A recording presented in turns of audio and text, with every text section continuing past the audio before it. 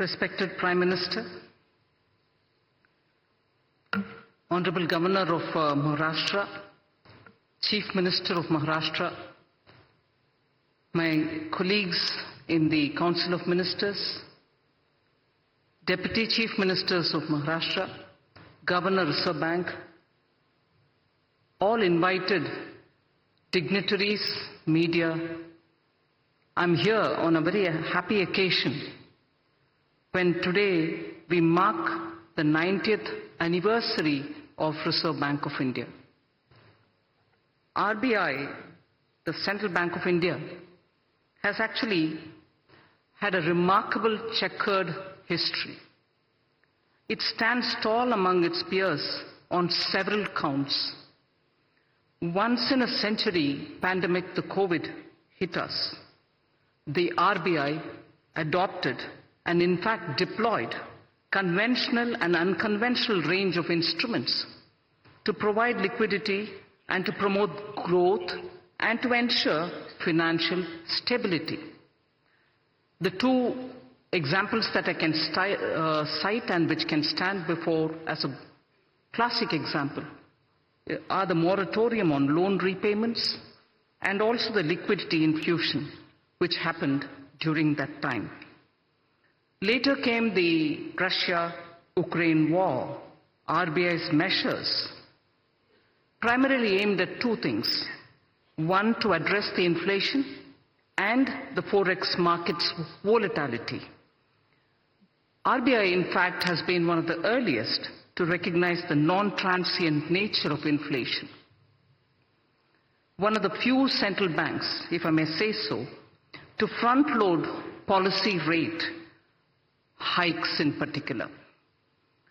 Forex reserve management is also something on which we have this opportune moment to recall the work done by the RBI.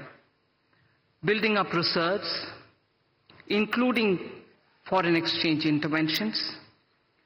In the past few years, India's capacity to manage and also to take care of external imbalances and uncertainties have significantly improved purely because of the professional management of the RBI.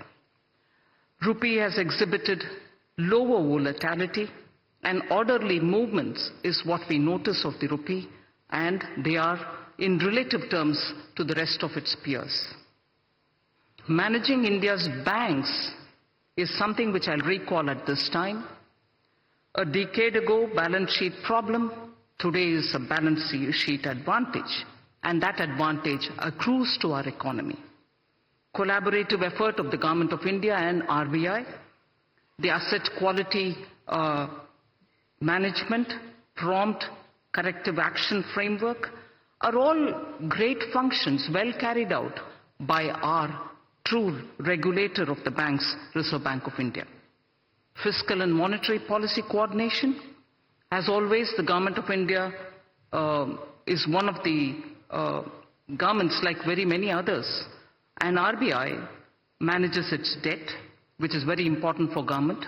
Inflation management, despite monetary tightening pressures and the measures which have been taken for monetary tightening, has stabilized the G-Sec yields, which is very important for the economy.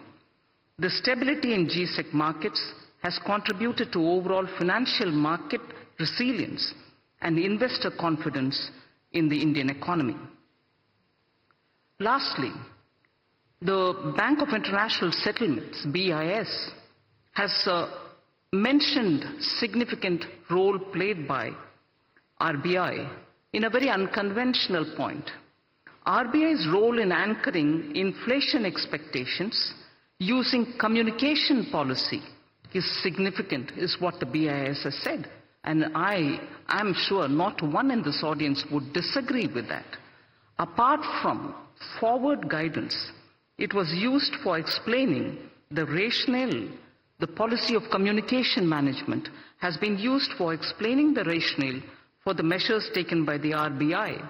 Thus, in the economy, confidence was built up, and then optimism, if I can say so, optimism has been held up even during pandemic, held high and never let down. So optimism building is a very beautiful function which the RBI during crisis time has handled, because it adopted this unconventional instrument of communication with the people. And final word, institutional integrity is something which I would credit the RBI, and among very many central banks, India's RBI, for its institutional credibility, needs a big applause in the 90th anniversary. Thank you very much.